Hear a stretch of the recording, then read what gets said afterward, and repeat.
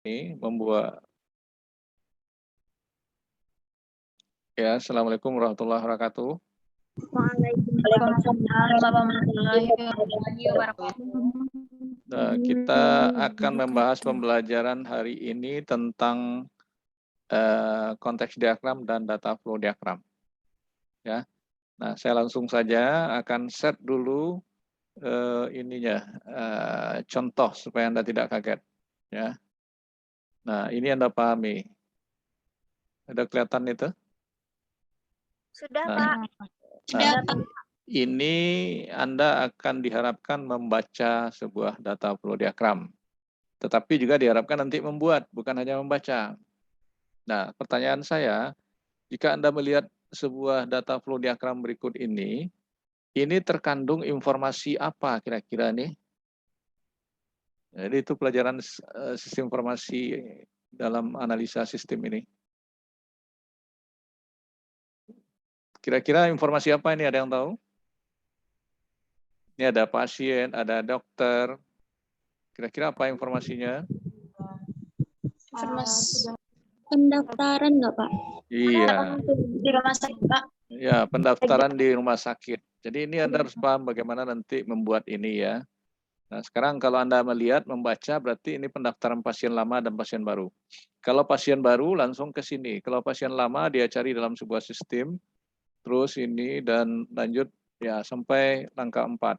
Nah, kemudian kalau pasien baru langsung ke sini. Dan akan terekam dalam sebuah sistem komputer dan disimpan dalam sebuah media storage namanya informasi pasien. Nah, kira-kira kesimpulan cerita seperti itu. Oke. Itu sebuah DFD. Sekarang saya lihatkan lagi yang lainnya. Bentar. Nah, ini. Ini adalah sebuah konteks diagram. Nah, jadi awalnya yang harus Anda pahami adalah konteks diagram. Ya. Jadi konteks diagram itu hanya terdiri dari entity dan proses. Nah, entity mana? Ini entity. Ya, nanti simbol-simbolnya kita jelasin. Nah, bahwa untuk memulai pekerjaan itu berangkat dari sebuah konteks diagram. Nah, dalam sebuah konteks diagram ini hanya mempunyai satu proses dan boleh mempunyai entity lebih dari satu. Nah, kira-kira seperti ini. Jadi pasien mau ke sistem komputer ya, kalau rumah sakitnya sudah pakai sistem, maka Anda tinggal mengisi lewat aplikasi dan nanti informasinya juga bisa ketemu dengan sistem informasi dokter. Nah, kira-kira dari sebuah sistem ini yang didetailkan lagi rincian kegiatannya. Seperti yang sudah Anda lihat tadi. Jadi berangkat dari konteks diagram, turun menjadi DFD. Nah, DFD itu nanti akan berangkat sampai DFD level berapa. Oke, sudah dua hal. Yang berikutnya, Anda harus mengetahui simbol dari DFD. Nah, ini. Oke. Nah, simbol DFD menurut pakar, para ahli, ada dua macam. Menurut Sigane dan menurut si Demarco. Nah, jadi dipahami, menurut Sigane begini, menurut si Demarco begini. Ada kesamaan beberapa simbol. Simbol panah dan simbol entity ini. Ya, nah itu kesamaan. Nah, kemudian kita jelaskan satu persatu. Setiap proses mempunyai nomor, nanti diberi nomor 1, 2, atau A, B, C, dan seterusnya. Kemudian namanya harus dalam bentuk kata kerja. Contoh pasien. Pasien itu kata benda kan? Proses apa tadi, rekam pasien itu dalam bentuk kata kerja. Ini web page ya. Nah, seperti itu yang dimaksud dengan ini. Kemudian mempunyai satu atau lebih aliran input dan output. Jadi nanti panahnya lebih dari satu masuk dan lebih dari satu keluar dan sebaliknya. Nah, itu untuk proses. Simbolnya seperti ini. Ingat ada dua pakar menurut Sigane dan si Demarco. Ya. Nah, kemudian simbol arus data. Nah, arus data mempunyai namanya harus dalam bentuk kata benda, kemudian satu atau lebih koneksi ke sebuah proses. Nah, ke sini maksudnya. Nah, kemudian data store. Data store mempunyai sebuah nomor. Jadi seperti D1, D2, dan seterusnya. Itu nomor. Lalu katanya harus dalam bentuk kata benda, yaitu mahasiswa, mata kuliah, dosen, pasien, dokter, dan segala macam tadi. Ya. Nah, juga satu atau lebih aliran panah keluar dan masuk. Nah, kemudian setiap entity mempunyai nama. Namanya harus dalam bentuk kata benda dan ada jabarannya. Contoh, kalau entity di sini juga tadi sudah dilihatkan pasien, dokter, dan lain-lainnya. Ya, mahasiswa, mata kuliah, dosen, kelas, dan lain-lainnya. Oke. Nah, pahamilah simbol ini, pahamilah arti ini, bagaimana Anda membuatnya nanti, membuatnya ini saja, nggak boleh silang. Ya, dipakai Demarco di sini, lalu data store-nya ini, nggak boleh, harus ini. Ya, kalau yang sama itu tidak masalah. Oke, sudah dipahami 3 gambar yang saya lihatkan. Pertama tadi DFD, kemudian konteks diagram, dan simbol. Jadi Anda berangkat nanti membuatnya dari konteks diagram dan terus DFD. Oke, saya lanjut. Ada lagi yang perlu saya gambarkan kepada Anda, bahwa untuk sebuah pemahaman itu seperti ini. Nah, lihat relasi di antara konteks diagram sampai DFD tadi. Nah, pahami nanti, Anda akan buat tugas seperti ini. Mulai dari konteks diagram, seperti ini hierarkinya, DFD level 0, tergantung ini ya, kalau ini 0 maka tergantung penomoran. Kalau ini level 0 berarti ya ini 1 harusnya nih, ini 2 dan 3. Karena ini 0, ya ini 1, 2, dan 3. Nah, tolong dipahami untuk penomoran. Dan perlu Anda ingat bahwa satu proses nanti dikembangkan menjadi beberapa proses. Nah, ada proses 1, 2, dan 3. Ya. Kemudian mana yang dikembangkan lagi? Contohnya 2, 21, 23, 24, dan seterusnya. Kemudian mana yang dikembangkan lagi? 221, jadi 22 itu dipecah lagi. Terus 22 sama dengan turunan bab atau rincian bab. Oke. Nah, pahami untuk menggambarkan sebuah entity yang perlu kita pecah menjadi dari aliran konteks diagram menjadi DFD. Ya. Nah, Anda ibarat membuat turunan bab aja seperti itu. Nah, gambarnya mappingnya seperti ini dalam konteks diagram dan data flow diagram. Oke. Nah, lanjut, atau Anda bisa melihat seperti ini. Nah, jadi tergantung Anda penomorannya seperti tadi. Jadi yang lebih efisien seperti ini. Oke. Nah, saya lanjut. Nah, sekarang saya lihatkan contoh lain untuk sebuah ini dilihat. Ini apa namanya? Konteks diagram apa data flow diagram? Konteks diagram. Ya, konteks diagram. Kuncinya apa? Walaupun ada nama DFD di sini, kuncinya tidak ada data store dalam simbol ini. Jadi kalau konteks diagram tidak akan pernah ada data store. Nah, maka inilah yang dikatakan dengan konteks diagram. Ya. Nah, jadi simbol yang siapa dia pakai seperti ini? Gane atau Desarsan tadi nih, yang seperti ini. Prosesnya seperti ini. Gane ya. Ya, Gane ya. Oke, jadi tolong dipahami. Nah, kemudian konteks diagram ini dipecah menjadi seperti ini. Nah, ini dia. Nah, level 0-nya seperti ini. Jadi sebenarnya ini level 1 ya. Kalau penomorannya tadi di konteks diagram 0, maka ini level 1. Itu caranya. Penomoran itu tergantung Anda sebenarnya. Oke. Nah, sudah 2 contoh tadi pasien dan masalah penilaian di kampus. Ya. Nah, ada lagi nanti McD. Nah, ini order makanan lewat McD. Ya. Nah, seperti mungkin Anda sudah pernah juga. Nah, pecahan ini gimana? Nah, pecahan ini nanti Anda lakukan. Ini kebetulan pecahannya nggak ada di sini. Ya. Nah, itu dia kira-kira contoh beberapa konteks diagram dan data flow diagram. Sampai di situ bisa dipahami? Bisa, Pak. Jadi nanti Anda Bisa, akan Pak. membuat tugas masing-masingnya buat tentang data flow diagram apa saja yang dekat dengan Anda. Misalnya orang kayak menggali PND, nah, apa yang Anda buat? Ya, tentunya ada produk, ada pembeli, ya, sistem penjualan misalnya. Nah, jadi carilah sistem yang bisa Anda kembangkan seperti itu. Ya, atau peminjaman buku misalnya. Jadi jangan sama semuanya, masing-masing Anda harus beda, tidak boleh sama. Nanti kalau yang sama saya tolak. Ya, nanti di list di grup masing-masing Anda menulis saya buat ini, saya buat ini ya. Jadi tidak akan sama dia. Oke, itu penjelasan saya. Kemudian kita lihat aturan lain tambahan yang mana yang dikatakan boleh atau tidak dalam DFD dan konteks diagram. Saya stop ini. Saya set yang slide berikut, aturan tambahan.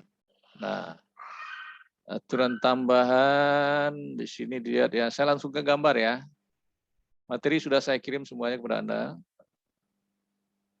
Nah, ini simbol ini tolong diingat, Demarco dan si Gane yang mana, tolong diingat kembali.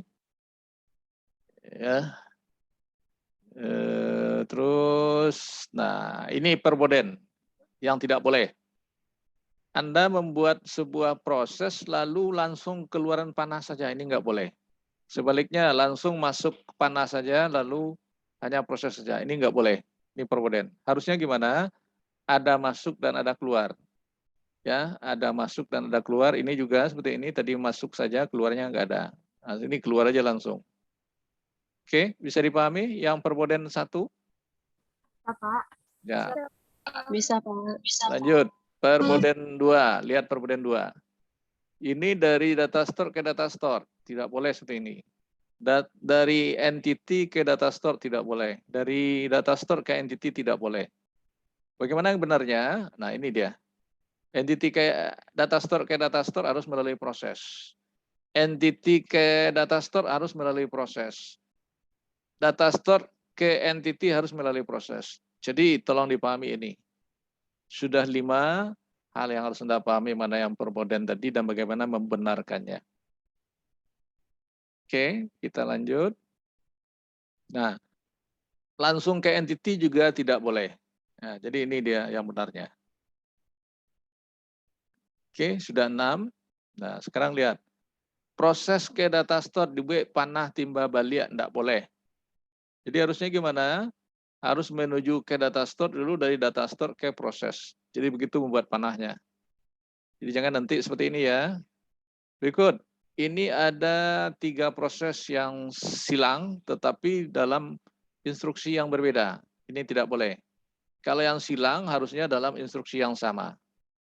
Nah, itu dia sudah 8 aturan yang harus Anda pahami. Ya, ingat. Kemudian 2 aturan lagi berarti sudah 10 nanti.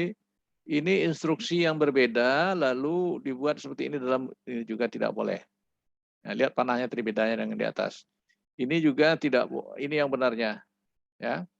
Nah, ini ada 1 proses lalu 1 siklus aliran informasi, nggak boleh seperti ini. Harus melalui seperti hal-hal yang seperti ini. Nah, jadi dipahami yang seperti ini ya. Mana yang melingkar dulu seperti ini, nah lalu baru ketemu seperti itu. Sudah 10 aturan.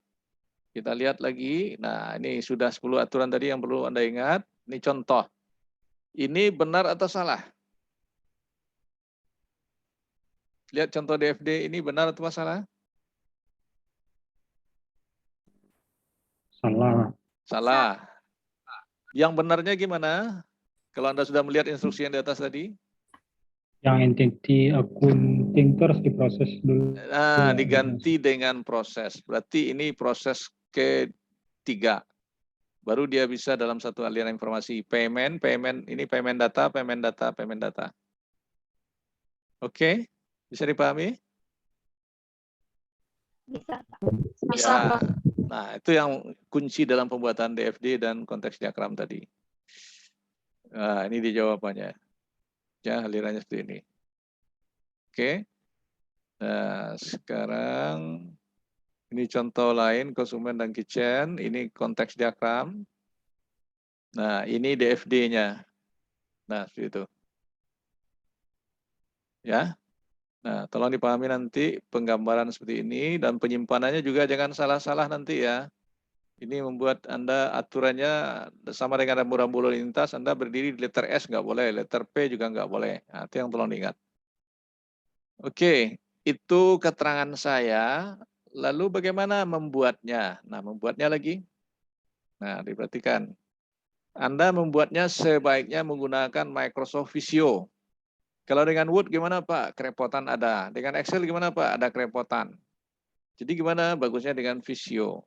Nah, gunakan Visio seperti ini. Ya, ambil nanti yang basic flowchart. Kalau yang DFD betul langsung juga ada. Nah, seperti ini. Ini kalau kecil jadikan 100% supaya lebih besar. Nah, ini. Sekarang ini data proses. Nah, ini simbol siapa yang kita gunakan? Ini eksternal. Ini dia. Nah, lalu ini panah. Ini panah. Oh, sorry. Oke. Ini simbol siapa yang dipakai ini yang ada di Visio ini? Gane apa Sersan? Sersan. Ya, ini proses, tolong dipahami. Ini entity. Ini data store. Nah, oke. Data store.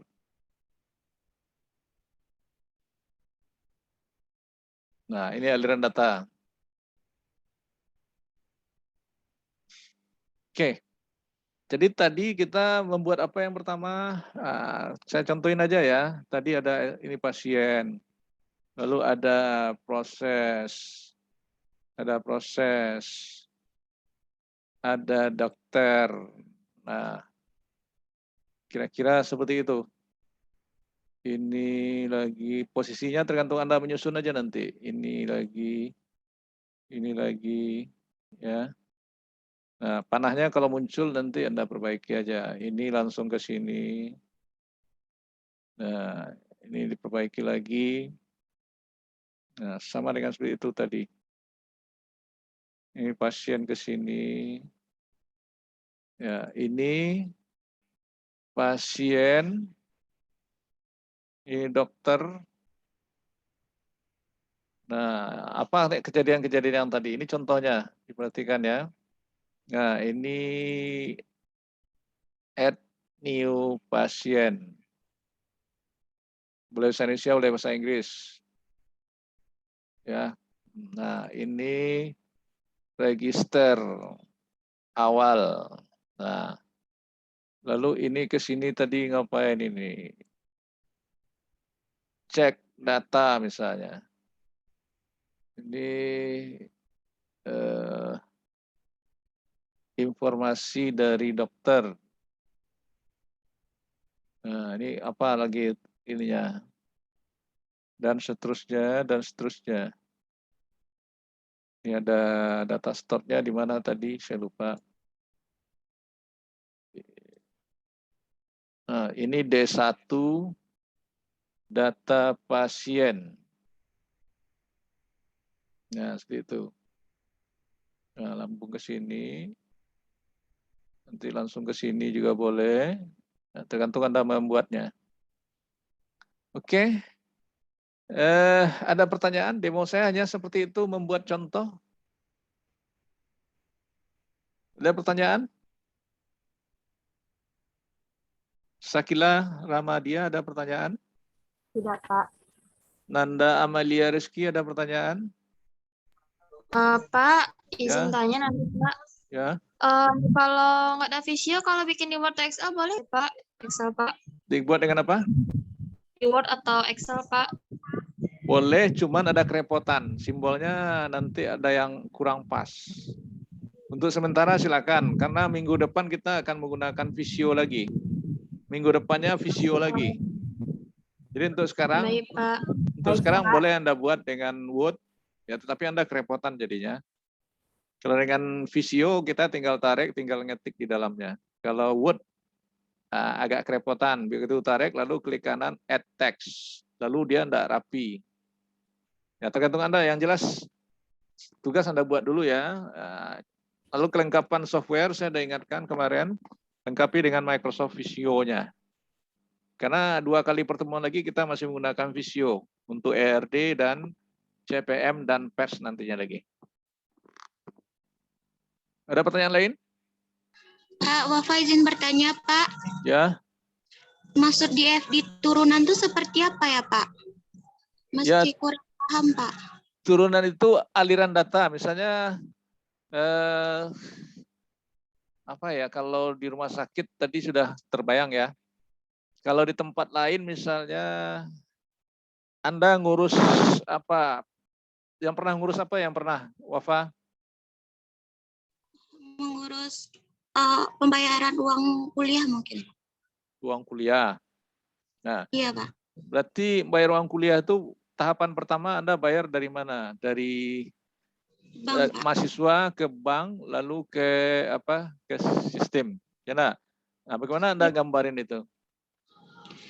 Pertama dari mahasiswa pergi ke bank bayar, terus ada transaksi, Pak.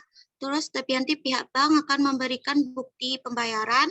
Nanti dari mahasiswa nanti akan mengirimkan bukti pembayaran itu melalui link yang dibagikan oleh kampus, Pak.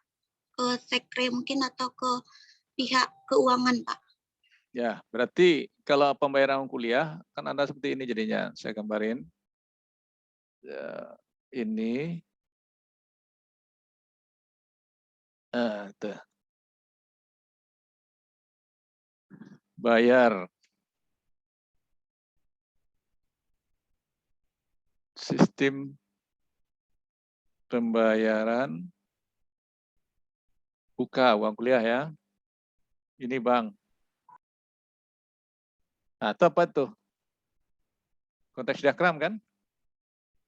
Iya, Pak. Nah, sekarang Anda buat apanya lagi? Buat ini prosesnya. Nah, proses pembayaran itu gimana? Satu, Anda buat slip setoran enggak? Enggak ya? Enggak, Pak. Langsung ke teller bank, Pak. Nah, teller. Nah, Iya, Pak. teller nanti, sorry, ini bukan, tunggu, ini ada teller satu lagi ditambah di sini. Nah, berarti teller. Oke. Nah, pengembangan dari sistem ini gimana? Berarti ini sudah ada yang 3 ini ya. Nah, sistem itu nanti yang dipecah itu kan sistem pembayaran. Nah, bayar di teller. Nah, setelah dibayar ngapain prosesnya lagi? Validasi bagian keuangan kampus kan? Iya, Pak.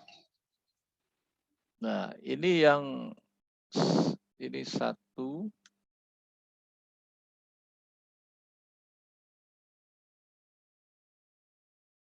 Ini 2. Nah, kemudian ini mahasiswa tadi kan? Nah, ke sini sorry. Ya, mahasiswa di sini. Nah, ke teller, ya ngapain ke teller sudah tahu kan? Nah, lalu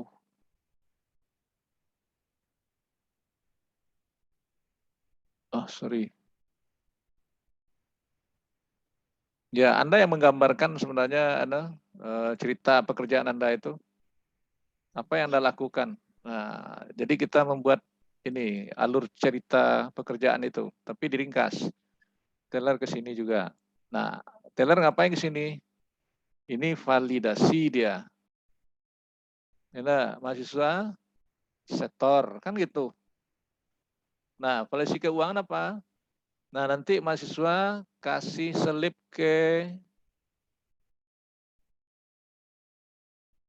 beri slip ke keuangan. Nah, itu. Nah, nanti bagian keuangan apa mengarsipkan. Nah, D1, ini kalimat saya aja ya, arsip pembayaran. Nah, kira-kira Anda sudah paham enggak ini sampai di sini? Insya Allah paham, Pak. Nah, jadi ini dipecah nanti kalau ada pekerjaan proses ini, 21 itu ya, 21.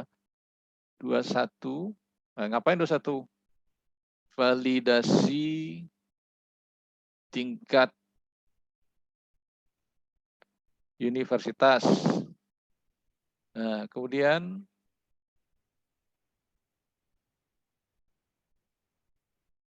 dua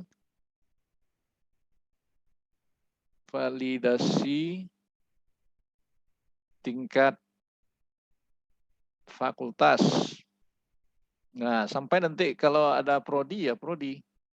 Karena itu perlu dicek. Kalau enggak nanti enggak tahu ininya kan validasinya itu. 23 validasi prodi. Saya singkat aja ya. Nah, itu urutannya dari mana?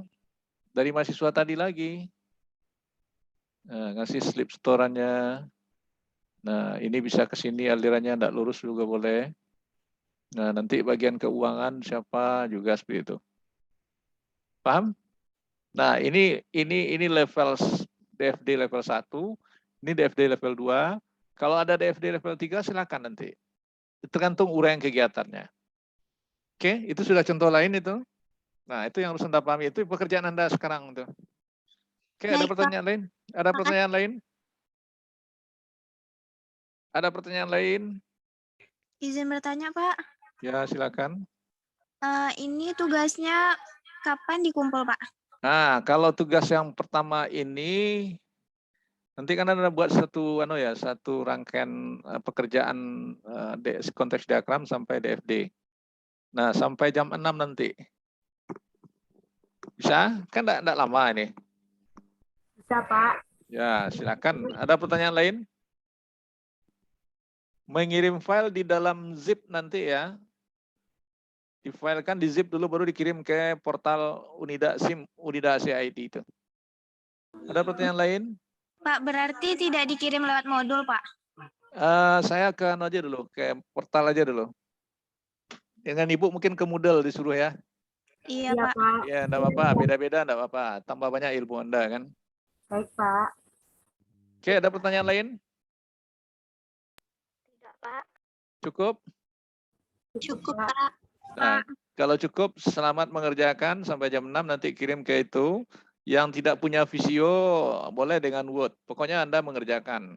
Ya, Baik. tapi nanti minggu berikut juga sediakan Microsoft Visio karena kita akan belajar ERD lagi. Itu menggunakan Visio juga.